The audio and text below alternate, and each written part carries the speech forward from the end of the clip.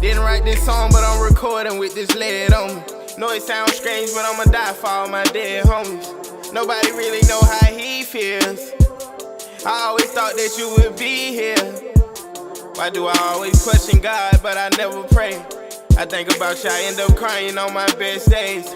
Trying to convince me it get better, no. I'd be lying if I didn't say I really miss my dog. It's so much of pain and always feel like I'm giving up. It ain't the same no more, death brought me anger.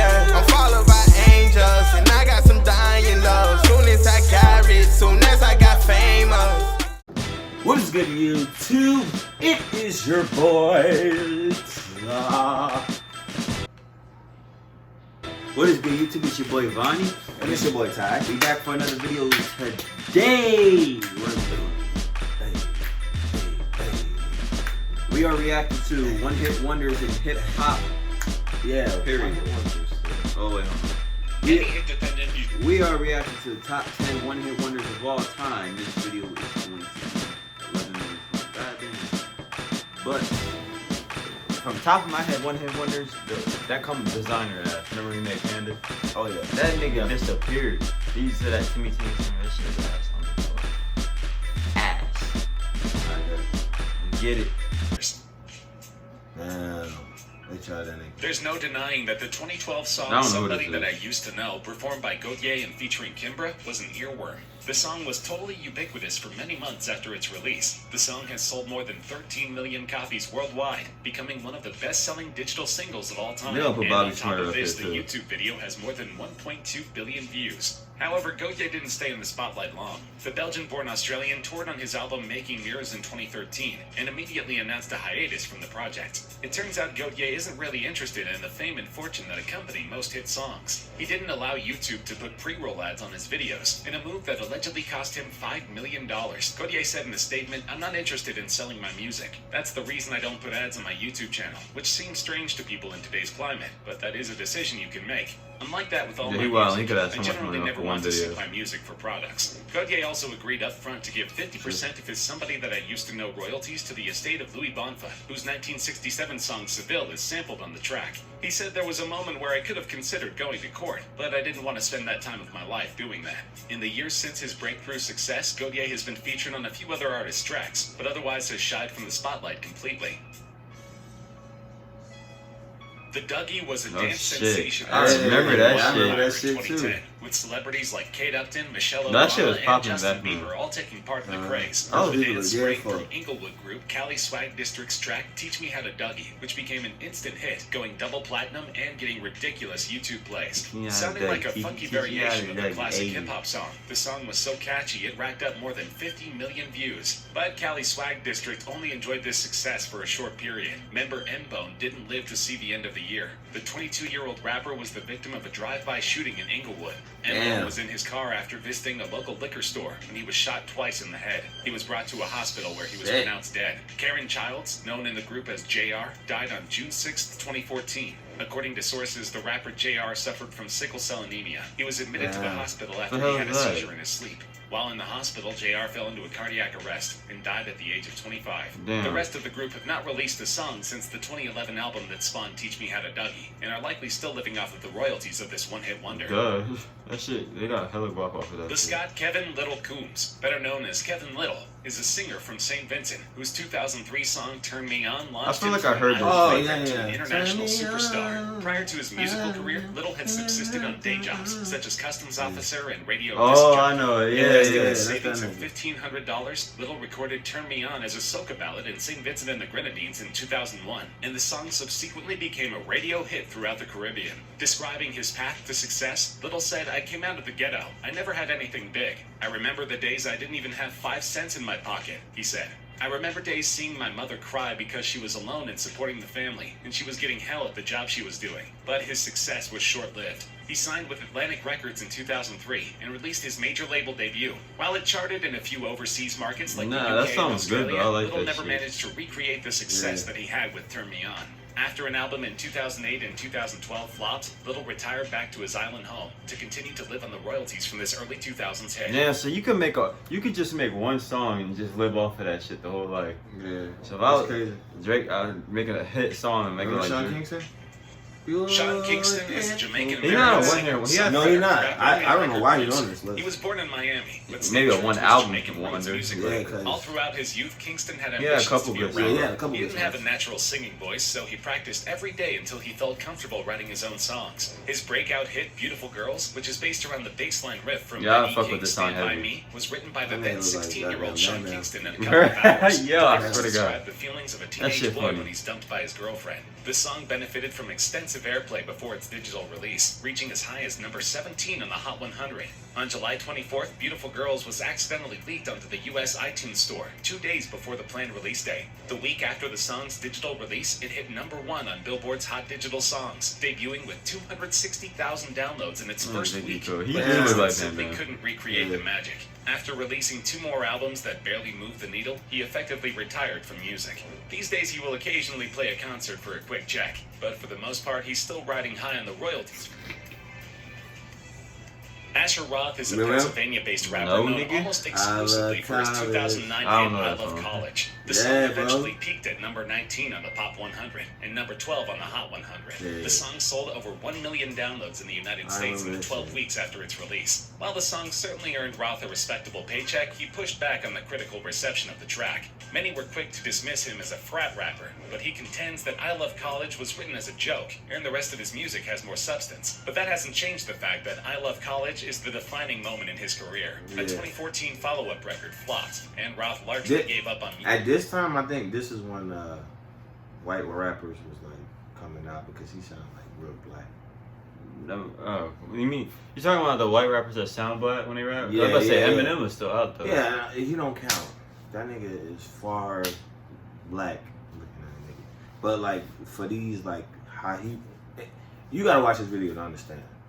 Cause you ain't never heard the song, but he Yeah, he that snap. song look trash. I don't listen to music like that nigga. Music afterwards. Apparently, this was linked to a years-long legal battle with his former manager that prevented him from releasing any new music. These days, Roth is trying to make it as an entrepreneur and accepting the occasional check from his musical past.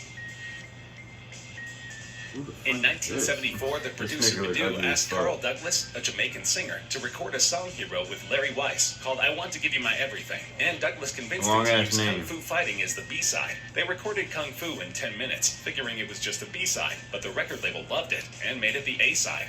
After a slow start, it began selling, and Badu became the first Asian to produce a UK #1 hit. It went on to sell 11 million copies worldwide. Damn. Kung Fu Fighting was rated number 100 in VH1's 100 Greatest One-Hit Is that Wonders, Kung and number Fu 1 in the UK Channel Fighting? 4's Top 10 One-Hit That's Wonders out of my list in time, that's 2000. you. Douglas attempted It's to in Rush recreate Hour. the popularity of Kung This Fu is Fighting shit. with the song Dance the Kung Fu a mere 6 months later, I but think- I'm not audiences sure. were uninterested. That's He it, I made love several Rush Hour. attempts I to never gain heard the this same shit. sort of notoriety, but every album was met with universal apathy. The 77-year-old singer is miles from the spotlight these days, though he still receives serious royalties when Kung Fu That's Fighting is crazy. licensed for use in television, commercials, and ads. Fountains of Wayne had been plugging away on the indie rock circuit for years before they were launched to international stardom with their 2003 hit "Stacy's Mom." Oh, The song was a Stacy's commercial Mom success and has reached number 1 got on it iTunes' most going downloaded on. songs chart. Yeah, I know In that shit. 2004, it was nominated They had for a like a Grammy little music Award for video on Best shit. Vocal Stacy Mom, Performance. she had The main titties and songwriter, shit. Adam Ass Schlesinger, on said fat that he for does white not lady. think Fountains of Wayne the will fuck? achieve the She was a same whole level of milk. success that they She did was with fine as Stacy's fuck. Mom. Yeah, his ever mom? again. I think Stacy's Yeah, Mom like- was a fluke thing where it was the right song and the right video, and you kind of had the novelty factor and all that stuff. Yeah. And you can't really make that happen again. The video has racked up Yeah, see? 105 million views and is Look still at that shit. considered a cult classic among Fountains So of he Wayne was trying to fans get with the because they sister, had a but dedicated he was fan trying to base get with the before daughter. success But when of he this seen the song, mom they still take have off a her small babies, following, like but take the off band the hasn't towel and released new shit. music since 2011. She took off the towel and shit, titties popping, ass all fat and shit, nice little. Then he shit. said, "Fuck, dog." He was like, "Fuck you, I want your mom. "That's fucked I up." want your mama, boy. She be Damn. looking bad as fuck, boy." Did he I give remember her- that song. Nah, you know how like she was like real seductive and shit, so she used to do things that he was like, "Bitch, I'm gonna fuck you." Yeah, that little motherfucker was horny. Hell no. And their last album was only released in Japan, meaning That's that the that's a record nice label album did not cover. see very much potential in the band that Let went. me see. Their last album Oh, was yeah, only yeah. released. It's like unique as fuck. It's like a library type shit. I don't know, but that shit. Never tight. been in the library with a fucking tree in the middle. Yeah, that shit look tight though. released in Japan, meaning that the record label did not see very much potential in the band that once made them millions of dollars. Since then, the main songwriters have pivoted into soundtrack work, including the show Meet Rebecca and the movie Crazy Ex-Girlfriend, both of which spawned Grammy nominations. Who Let the Dogs Out? Who Let the Dogs Out? This is the biggest one-hit wonder. Ooh. This is literally the biggest one-hit wonder ever. Who Let the Dogs Out? Did they even try to make another song or no? I don't know. I ain't understand none of that shit. I didn't understand none of that shit. This song was lit as fuck. By the Bahamian band the Baha Men. But it turns out this one-hit wonder was a cover song written by Anselm Douglas, a musician from Trinidad who wrote it 2 years before the Baha Men recorded it. His original version is called Doggy. Various versions were hits in the Caribbean, but the Baha Men toned down the calypso rhythm to make it more appealing to American listeners. The song became the band's first hit in the United Kingdom and the United States, and it gained popularity after appearing in Rugrats in Paris, the movie, and its soundtrack album. The track went on to win the Grammy for Best Dance Recording on the 2001 Grammy Awards, but after this, the band floundered. They released a string of singles, all of which charted, but none that had any staying power. In the end, they released 2 more albums, one in 2004 and one much later in 2015. The latter didn't receive any radio play, and the band resigned. So I'm gonna say how much they sold and how much they find themselves playing reunion concerts with fans screaming for one song and one song only. Who Let the Dogs Out? See it? And they got Vanilla Ice on this bitch. Flies. Yeah. Ice Ice Baby is the king of one-hit wonders. Robert Van Winkle, better known by his stage name Vanilla Ice, wrote Ice Ice Baby in 1983 at the age of 16, basing its lyrics upon his experiences in South Florida. As a young performer, Vanilla Ice opened up for NWA, Public Enemy, the DOC, Tone Loc, 2 Live Crew, Everybody Black, and MC Hammer. He was definitely on the come-up when he wrote this fateful tune. It was late October of 1990, and the charts were dominated by Mariah Carey, George Michael, and Janet Jackson. But for a sweet 7 days of glory, Vanilla Ice was #1. This one song led to a multi-million-dollar record contract, a brief acting career, and an even briefer relationship with Madonna. But in the years that followed, Vanilla Ice just couldn't recreate the magic. In 1990, Ice was threatened with copyright infringement for use of samples from Under Pressure by Queen and David Bowie. In the years that followed, Ice's personal life was defined by court battles, divorce proceedings, and real shit, that nigga eyebrow long as fuck. This nigga, that shit all the way down here. Yeah, that shit long as fuck. He think that shit look cool. Yeah, his one-hit wonder, it ain't really gone so good though. Nah, it's... I wonder how much this nigga gaining appearances on reality TV. Though the royalties for Ice Ice Baby are still respectable, the song is the definition of a one-hit wonder. That shit funny as fuck. I'm surprised they ain't put 6ix9ine in that. He ain't no one-hit wonder. Like that he went to jail. Oh, that's your ass up. He went to jail. I'm surprised Bobby Shmurda was in there. I know. All these niggas about a hot nigga that was in a one-hit wonder. But he had another one. It's Bobby Bitch. Bobby Bitch. That shit did not do as good as that. But hopefully you guys enjoyed that video. If I became a rapper, I'm not a one-hit wonder. I'll have a whole album. Shit. Triple platinum, quadruple platinum out there, ho.